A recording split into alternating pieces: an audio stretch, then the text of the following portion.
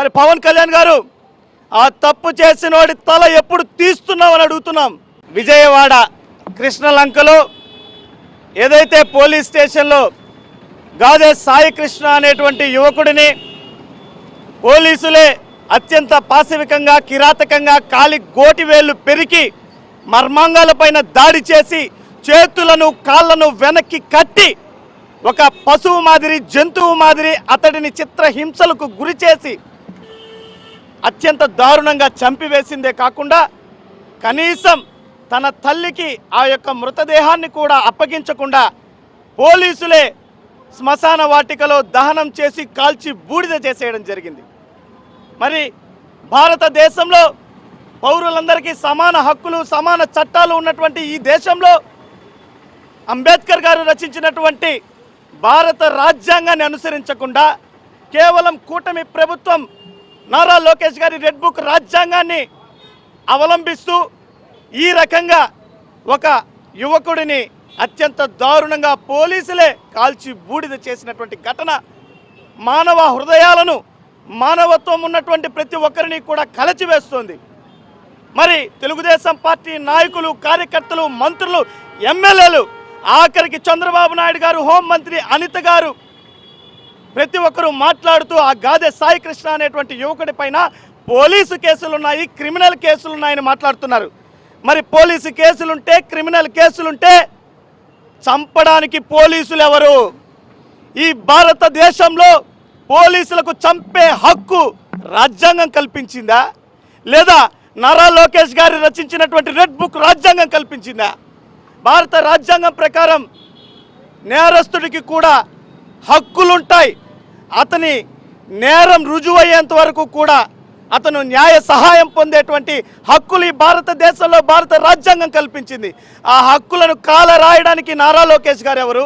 చంద్రబాబు నాయుడు గారు ఎవరు? పవన్ కళ్యాణ్ గారు ఎవరు? మరి పవన్ కళ్యాణ్ గారు ఎన్నికలకు ముందు వాడికో చట్టం వీడికో చట్టం కాదు, పవన్ కళ్యాణ్ తప్పు చేసిన తల తెగిపడేటువంటి చట్టం తెస్తానని పవన్ కళ్యాణ్ గారు మాట్లాడినారు. మరి పవన్ కళ్యాణ్ గారు ఆ తప్పు చేసినోడి తల ఎప్పుడు తీస్తున్నామని అడుగుతున్నాం. ఇదేనా ఎన్నికలప్పుడు నీకు ఇష్టం వచ్చినట్టు నోటితో పేలతావు?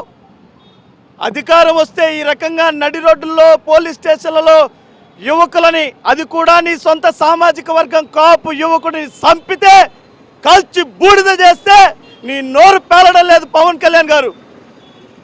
ఇదంతా కూడా ఒక సినిమా డ్రామా వేశావు. జనసేన పార్టీ కాదు, అదొక నాటకపు కంపెనీ, డ్రామా కంపెనీ అని ఈరోజు ప్రజలందరూ కూడా తెలిసిందే.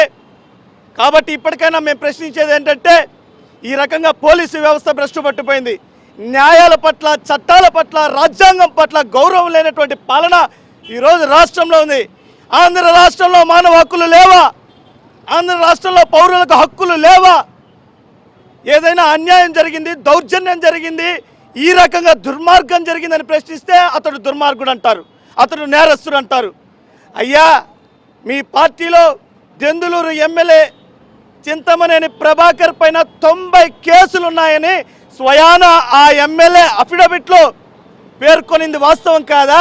అతని పైన హత్యాయత్నం, అతని పైన కిడ్నాప్ కేసు, మైనింగ్ కేసులు, దాడుల కేసులు, ఇన్ని 90 రకాల కేసులతో చింతమనేని ప్రభాకర్ ఉంటే ఈ తెలుగుదేశం పార్టీ అతన్ని ఎమ్మెల్యే చేసింది వాస్తవం కాదా? మరి గాదే సాయి కృష్ణకి వర్తించినటువంటి శిక్ష, గాదే సాయి కృష్ణ ఏ రకంగా బూడిద కాబడ్డాడో చింతమనేని ప్రభాకర్ని బూడిద చేయగలుగుతారా ఈ పోలీసులు? మరి ఎమ్మెల్యే చేసి అతనిని ఉత్తముడు ఆనిముత్యమని కీర్తిస్తున్నటువంటి ఈ తెలుగుదేశం పార్టీకి గాదే సాయి కృష్ణవి తప్పులుగా కనిపిస్తున్నాయా? ఆ తల్లి ఆత్మక్షోభ, ఆర్తనాదాలు, ఆవేదన ఎవరికీ కనపడడం లేదా?